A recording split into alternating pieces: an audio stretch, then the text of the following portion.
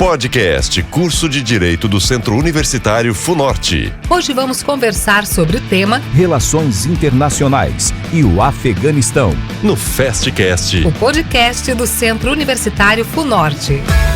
No ar, mais um podcast do Centro Universitário FUNORTE. Eu sou Fred Silva e hoje temos mais uma entrevista show para você. Em nosso podcast, você fica bem informado, além de ter um aprendizado sobre diversos conteúdos atualizados e dinâmico. E no episódio de hoje, vamos receber a professora de Direito Internacional, Thalita Souto.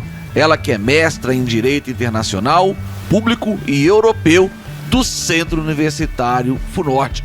Thalita, é um prazer ter você aqui conosco nesse podcast. E eu quero falar sobre o Afeganistão. Conta um pouco da história e como que se deu essa questão do Talibã na tomada rápida, de poder no Afeganistão. Thalita? Olá, pessoal. Olá, Fred. É um prazer estar aqui com vocês hoje. E bom, pra gente falar do Afeganistão, eu sempre bato na tecla de que precisamos entender um pouco da história daquele povo e daquele país para realmente compreendermos o que está acontecendo lá hoje. É uma análise mais séria, exige mesmo que façamos uma análise da história do Afeganistão e como ele chegou, no ponto que nós estamos assistindo hoje. E primeiramente, eu acho que é claro que a história do Afeganistão é extremamente complexa e longa, mas para resumir aqui para vocês, eu acho que a gente precisa pelo menos destacar 3 pontos da história. O primeiro foi de 1839 a 1919, que o Afeganistão foi invadido e ocupado pelo Império Britânico.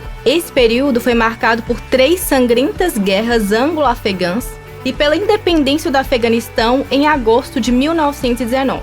Isso deixou a sociedade afegã fragmentada, o poder sendo disputado por grupos paramilitares e um estado vulnerável. O segundo ponto que eu acho muito importante a gente destacar é que já agora no século XX, no século XX, século passado, o Afeganistão foi invadido pela União Soviética em 1979. Aí nós já estamos falando pós-Segunda Guerra Mundial, estamos falando da época da Guerra Fria, que o mundo estava polarizado entre Estados Unidos e União Soviética.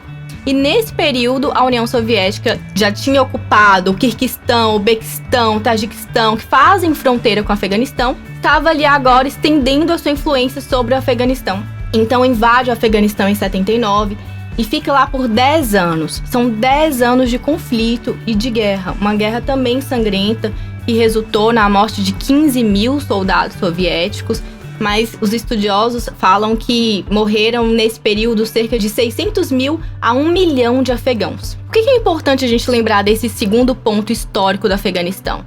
Porque foi exatamente a partir da invasão da União Soviética no Afeganistão e dessa tomada de poder pelos soviéticos que surgem os grupos insurgentes, que são chamados de mujahedins, que passam a ser financiados pelo Paquistão, pela Arábia Saudita e pelos Estados Unidos.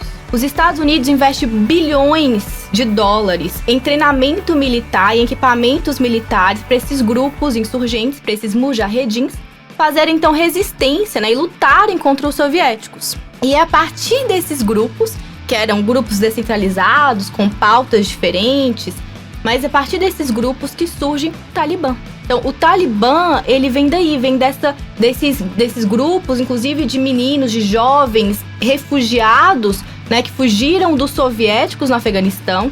Muitos estavam ali no Paquistão e eles são treinados militarmente para fazer resistência, para lutar contra os soviéticos. Então, é nesse momento que surgem esses grupos. E aí, 10 anos de guerra contra os soviéticos, Gorbachev, na época, declara derrota no Afeganistão, retira suas tropas, e aí tem até o discurso de Gorbachev realmente assumindo a derrota. E aí, quando finalmente os soviéticos se retiram do Afeganistão, os interesses dos Estados Unidos acabam ali naquela área, naquela região, ele não precisa mais de investir nesses grupos, e deixam o Afeganistão realmente completamente em caos, com a população na extrema pobreza. E o que acontece é que esses mujahedins começam a lutar para ocupar esse vazio de poder deixado pelos soviéticos.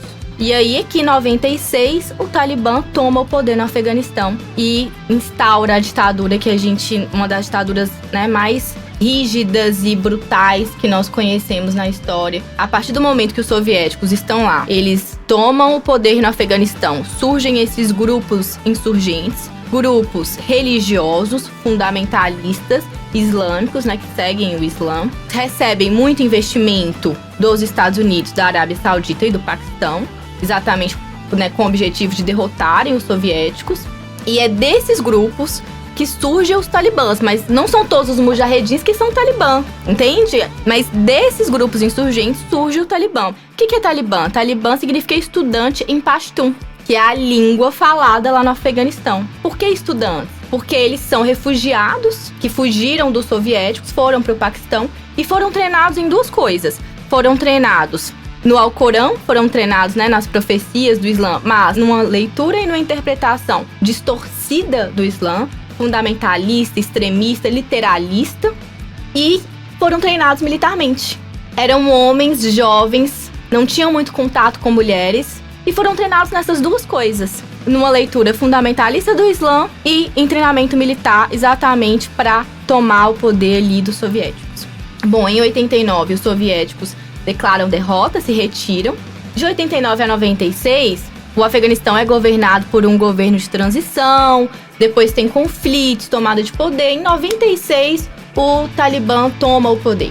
E nesse momento é que a gente assiste essa ditadura, né, que foi instaurada lá pelo Talibã, extremamente rígida, extremista, que a gente percebe realmente uma leitura extremista, distorcida do Islã.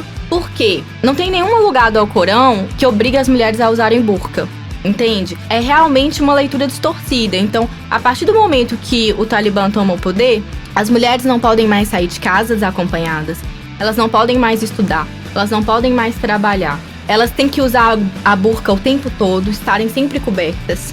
Nesse momento também eles utilizam muitas práticas medievais de punição, então muita mutilação de membros, decapitações em praças públicas, espancamentos eram muito comuns durante esse período que o Talibã governou.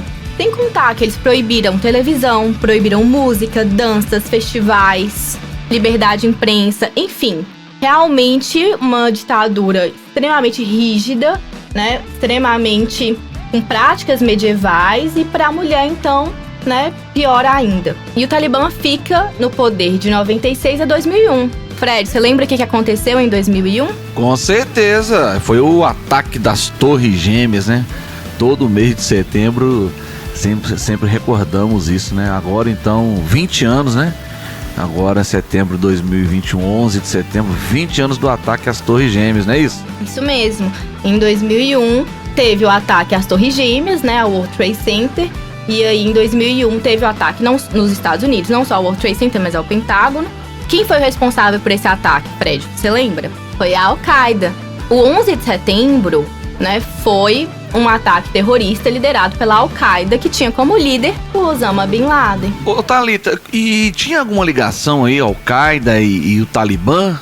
Fala pra gente sobre essa Al-Qaeda e o Talibã. A Al-Qaeda e o Talibã são dois grupos diferentes. O Talibã governava o Afeganistão. Só que o que acontece? Aí é um detalhe que eu nem sei se cabe aqui porque a gente tem pouco tempo, mas um detalhe interessante é que Osama Bin Laden era casado com a filha de um dos líderes do Talibã. E o que acontece foi que o Talibã ofereceu refúgio para a Al-Qaeda no seu país, no seu território. Então, a Al-Qaeda é um grupo terrorista, extremista, islâmico, árabe. Osama Bin Laden, saudita. A maioria dos sequestradores que sequestraram os aviões no 11 de setembro, saudita. Só que eles tinham uma certa ligação com o Talibã, um certo apoio do Talibã, e o Talibã ofereceu refúgio para eles no Afeganistão. Então, em outubro de 2001, Bush, que então era o presidente dos Estados Unidos, falou: olha, nós temos conhecimento de que Osama Bin Laden se esconde nas montanhas do Afeganistão, e o Afeganistão não está cooperando, não quer entregar, não coopera, não entrega a Al-Qaeda, não entrega Osama Bin Laden. Então, por isso, nós estamos declarando guerra ao Afeganistão, para que a gente, então, consiga capturar Bin Laden e acabar com a Al-Qaeda. Ô, professora Thalita, interessante, eu estava aqui lembrando do filme Rambo 3, né? Lá da minha infância, 1988. Rambo 3 com Sylvester Stallone. Até hoje, um filme emocionante, não é verdade? Esse filme aí se passa em meio à Guerra Travada pelos grupos rebeldes contra a União Soviética. Interessante nesse filme, professora, é alguns dizeres, né? O próprio Rambo ali fala, né, da força do povo, esse povo nunca será dominado, né? Ele até fala que vocês não se rendem por nada, né? E agora a gente vê isso aí. Tem alguma coisa a ver aquele povo ali do deserto com esse Talibã? O que acontece? Os Estados Unidos declaram guerra ao Afeganistão em 2001 com o objetivo de capturar Osama Bin Laden e acabar com a Al-Qaeda, que tinha ali no Afeganistão refúgio. Quem governava o Afeganistão era o Talibã, um outro grupo, mas que oferecia refúgio. O Afeganistão era conhecido como o paraíso dos grupos terroristas, das células terroristas. E a Al-Qaeda se escondeu ali.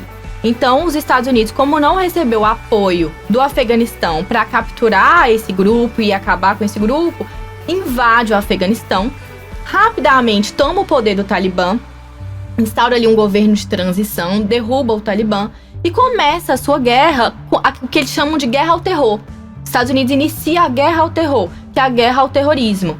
Então, ele vai caçar a Al-Qaeda e Osama Bin Laden ali no Afeganistão e também acaba lutando muito contra os talibãs, porque os talibãs, eles caem, mas eles continuam existindo. Prova disso é que eles estão mais fortes do que nunca hoje. O Talibã nunca deixou de existir. Porque o filme Rambo, né, mostra a força, né? Mostra que ali a força é dos Estados Unidos, né? Que se passa ali com o Rambo, Sylvester Stallone, a ajuda. Mostra até um pouco da cultura, né? Mas a gente vê essa força e o poder dos Estados Unidos, né? E isso aí valeu a pena? O Afeganistão agora está voltando a ser governado pelos talibãs? Exatamente. Hoje, o que a gente percebe é que mesmo os Estados Unidos tendo ficado 20 anos em guerra, né? Porque eu não sei se as pessoas têm essa noção, porque não é tão noticiado, mas os 20 anos de ocupação americana não foram 20 anos de um Afeganistão pacífico. Foram 20 anos de guerra. O Talibã nunca deixou de fazer insurgência, de resistir. Então sempre existiram grupos armados ali. O Talibã nunca abandonou completamente esse objetivo de voltar ao poder no Afeganistão. Então os Estados Unidos, o tempo todo que estava ali, estava em guerra contra o Talibã, contra a Al-Qaeda e em busca do Osama Bin Laden, né? Você lembra quando que os Estados Unidos finalmente encontra e captura Osama Bin Laden? Eu me lembro que foi no governo Obama. 2011. Olha, os Estados Unidos invadem o Afeganistão em 2001, só 10 anos depois que eles capturam Bin Laden. E onde que eles capturaram Bin Laden? Foi no Afeganistão? Bin Laden foi capturado e executado no Paquistão. Eles capturaram Bin Laden ali em 2011, mas eles continuam ocupando o Afeganistão por mais 10 anos. E por quê? Entre esses pontos, nós temos que lembrar que assim que os Estados Unidos declaram guerra ao terror, ele invade o Afeganistão em 2001, 2003 ele invade o Iraque. E a desculpa para invadir o Iraque, que não tinha nada a ver com toda a história, né? Porque o Afeganistão realmente tinha ali uma fundamentação que a gente poderia até considerar legítima, né? Mas e o Iraque? Por que os Estados Unidos invadiram o Iraque? E aí a desculpa era que existiam ali armas de destruição em massa, que Saddam Hussein, que era o ditador no Iraque, tinha armas de destruição em massa e que aquilo ali era uma ameaça para os Estados Unidos. Então que os Estados Unidos, na sua guerra ao terror, invade então ali o Iraque, derruba Saddam Hussein, enfim. Depois fica comprovado que essas armas de destruição em massa nunca existiram, elas nunca foram encontradas. E aí, realmente hoje é consenso na sociedade internacional, no direito internacional, que aquela invasão, que não foi só dos Estados Unidos, né? Os Estados Unidos e seus aliados, Reino Unido, França, Bélgica, que aquela invasão ao Iraque, essa sim não havia nenhuma justificativa lícita respaldada pelo direito internacional. Foi realmente uma invasão contra as normas do direito internacional. E isso acabou tirando também muito foco da ocupação do Afeganistão. Os Estados Unidos divide o foco. Então, isso também prejudicou muito a questão do Afeganistão. Mas, Thalita, os Estados Unidos não estariam no Afeganistão para explorar as riquezas do solo? Nós temos que lembrar que no Afeganistão só 30% da população tem acesso à energia elétrica, mais da metade da população é analfabeta, mais de 80% da população vive na extrema pobreza. Então essa é a realidade do Afeganistão hoje.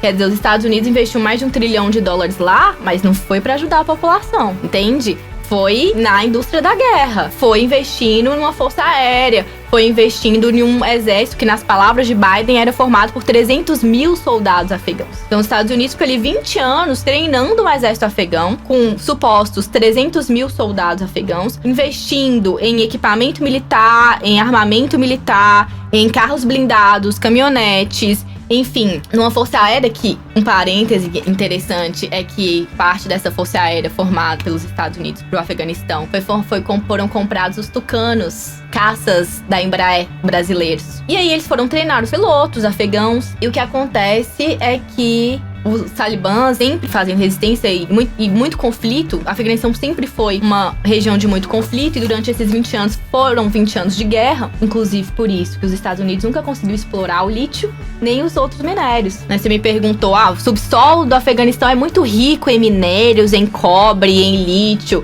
Tem até aquelas terras raras. E aí, os Estados Unidos estavam lá por isso? Acho difícil, porque os Estados Unidos nunca conseguiu explorar essas riquezas. E não conseguiu explorar por quê? Porque não tem como você explorar, instaurar empresas para extração de minério debaixo de bala, em regiões de guerra. Para eles escanearem o solo do Afeganistão, para eles, inclusive, verificarem que haviam aquelas riquezas ali, foi dificílimo.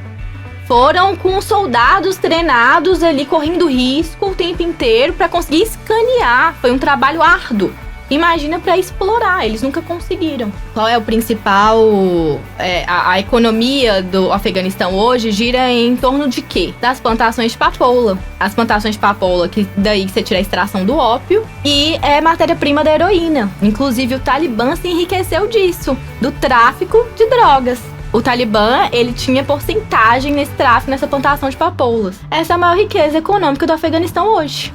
Gostou da nossa conversa de hoje? E lembrando, se você não fez o seu curso superior, vem pra FUNORTE! Acompanhe nossa série de podcast e saiba mais sobre os temas mais importantes da atualidade. FastCast, o podcast do Centro Universitário FUNORTE. Aqui todo mundo pode estudar.